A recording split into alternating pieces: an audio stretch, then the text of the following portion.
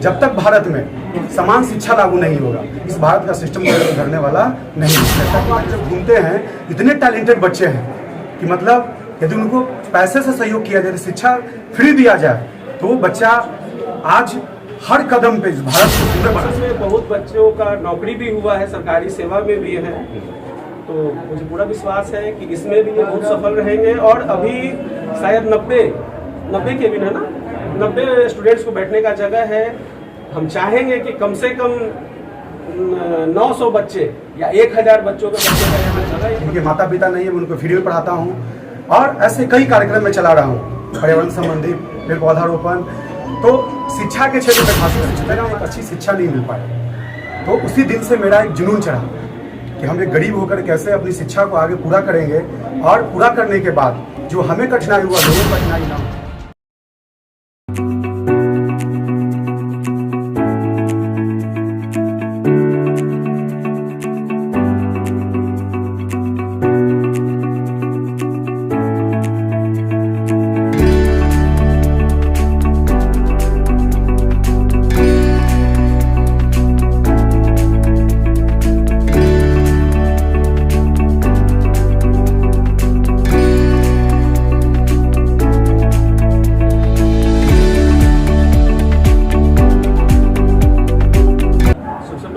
बधाई, इन्होंने इस तरह का कार्य मतलब पहल किया जो हमारे क्षेत्र में, संपर्क क्षेत्र में ये चीज़ नहीं था। है भी तो बहुत मतलब नहीं कहा जा सकता है जितने स्टूडेंट्स यहाँ पे हैं उस तरह से था। और यहाँ जो हमने देखा आने के बाद, यहाँ सारी फैसिलिटीज़ हैं और एक अनुभवी शिक्षकों का टीम भी है।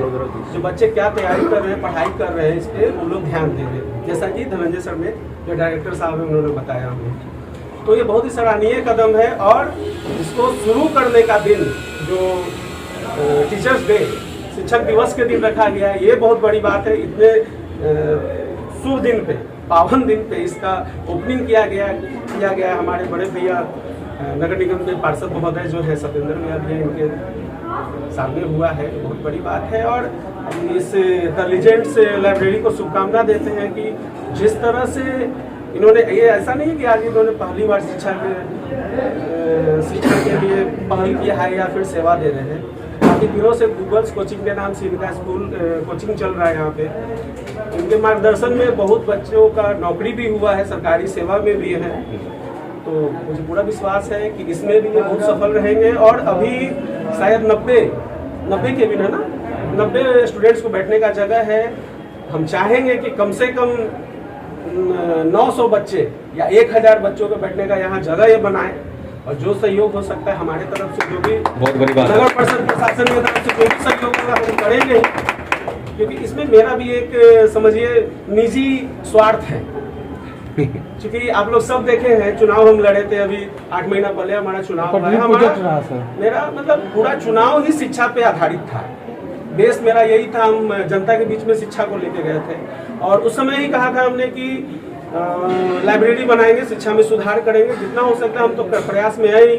लाइब्रेरी बनाने के लिए थोड़ा सा सरकार की तरफ से कुछ फॉर्मेलिटीज़ हैं जो नहीं मतलब उसमें समय लग रहा है, मगर इस काम को सर ने मेरे लिए आसान कर दिया। और इस समय हमको बुला के हमारे हाथों से वो उद्घाटन भी करा लिया आप लोग। सर, क्या कुछ फैसिलिटीज आप द लीजेंड्स लाइब्रेरी में दे रहे हैं बच्चों को? यहाँ पर तो सबसे पहले आप सभी मीडिया बंधुओं को से आपके माध्यम से आपको भी बधाई और शुभकामना है। और यहाँ जो भी इस ग्लोबल कोचिंग या द लीजेंड लाइब्रेरी के जो डायरेक्टर हैं, टीचर्स हैं, उनको भी हार्दिक शुभकामनाएं एवं बधाई है शिक्षक दिवस की। और छात्र छात्राओं को भी हार्दिक शुभकामना बधाई है।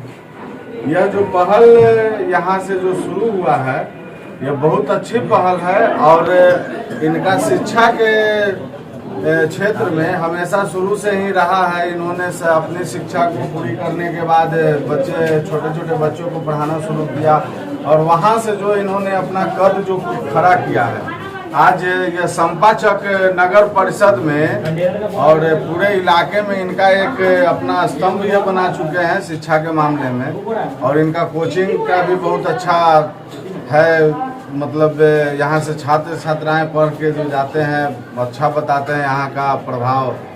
और यह लाइब्रेरी का जो इन्होंने आज किया शुभारंभ आज शिक्षक दिवस के अवसर पर, यह बहुत अच्छी पहल है। और मैं इनसे एक आग्रह निवेदन करूंगा कि 3 फेज में बच्चों के लिए क्विज कॉन्टेस्ट वगैरह भी लाइए, जिसमें छोटे छोटे बच्चों को चित्रकला से जोड़िए, पेंटिंग का कॉन्टेस्ट कराइए। उनसे जो बड़े हैं 7th 8th 9th 10th तक हैं उनसे करवाइए कुछ क्वेश्चन आंसर का कॉन्टेस्ट वगैरह, यही सब करके, ताकि बच्चों में छात्र छात्राओं में एक प्रतिस्पर्धा लाना बहुत ज़रूरी है कि आप बेहतर कैसे करते हैं। और इसमें शिक्षक हैं जिनका परस्पर सहयोग चाहिए। और आज शिक्षक दिवस के अवसर पर हम सभी शिक्षकों से यह अनुरोध भी करेंगे कि आप बच्चों के भविष्य के लिए जो हो सके बेहतर प्रयास करें।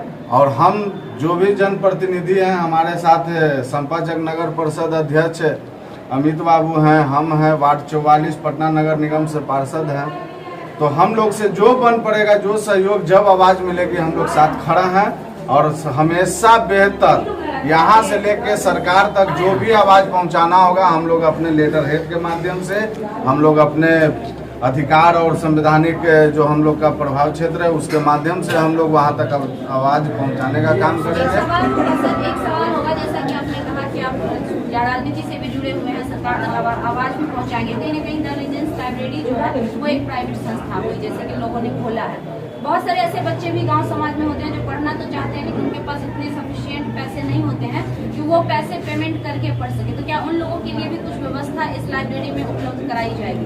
बिल्कुल, आपका कहना बिल्कुल सही है।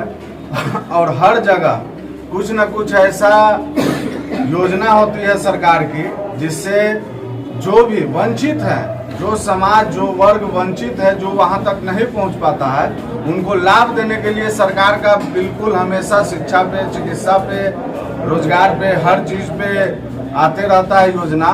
तो वैसा भी योजना है जिसके बारे में हम लोगों को अध्ययन करने की जरूरत है और उस अध्ययन पे हम लोग को काम करने की जरूरत है।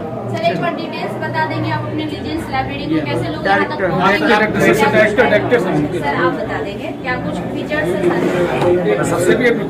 सबसे पहले सभी मित्र बंधुओं जो हमारे मीडिया कर्मी हैं उसको बधाई देना चाहता हूँ। और हमारे नगर परिषद अध्यक्ष अमित भैया और सतेंद्र मामा रिश्ते भी लगते हैं, तो इनको दिल से धन्यवाद देना चाहता हूँ। उन्होंने बहुत बेशकीमती समय मुझे दिया, आप लोगों ने भी समय दिया। हम लगभग यहाँ 2010 से इस संस्थान से जुड़े हुए हैं और गूगल क्लासेस के नाम से चल रहा है। और हमारा बचपन से ड्रीम था IAS बनना, लेकिन हमारे पिताजी 10th क्लास में वो पढ़ते देहांत कर गए और मुझे सिस्टम में एक अच्छी शिक्षा नहीं मिल पाई। तो उसी दिन से मेरा एक जुनून चढ़ा कि हम एक गरीब होकर कैसे अपनी शिक्षा को आगे पूरा करेंगे और पूरा करने के बाद जो हमें कठिनाई हुआ लोगों को कठिनाई ना हो। और इसके लिए मैंने संकल्प किया है और सबसे पहले मैंने प्राइवेट माध्यम से मैंने कोचिंग संस्थान शुरू किया ताकि मेरे पास कुछ मनी आ जाए, ताकि उससे मैं लोगों को सहायता करूँ। अभी भी गूगल क्लासेस में जिनके माता पिता नहीं है मैं उनको फ्री में पढ़ाता हूँ और ऐसे कई कार्यक्रम में चला रहा हूँ, पर्यावरण संबंधी, पेड़ पौधारोपण।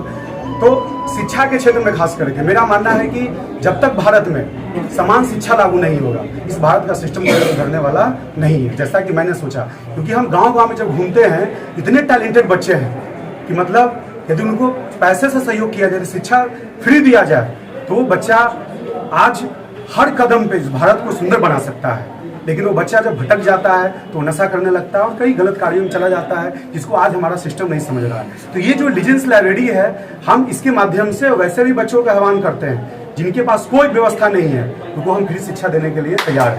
सर संपाचक में और भी लाइब्रेरी है, उस लाइब्रेरी और इस लाइब्रेरी क्या व्यवस्था? उस लाइब्रेरी को तो मैं अच्छी तरह से जानता नहीं हूँ, लेकिन मैं ये कहना चाहता हूँ एक लाइब्रेरी में जो उत्तम से उत्तम व्यवस्था होनी चाहिए, जैसे वाईफाई आपका है, AC है, आपका पढ़ने का जो बुक्स है, सारे NCERT वगैरह जितने भी बुक्स, सारे UPSC से लेकर BPSC, दरोगा, जो भी जितने भी कंपटीशन है। और खास करके लाइब्रेरी में पहली बार हम सेट की व्यवस्था करवा रहे हैं, क्योंकि आज संपाचक में सेट मारने की सही व्यवस्था नहीं है, जिससे बच्चों को नौकरी नहीं हो रहा है।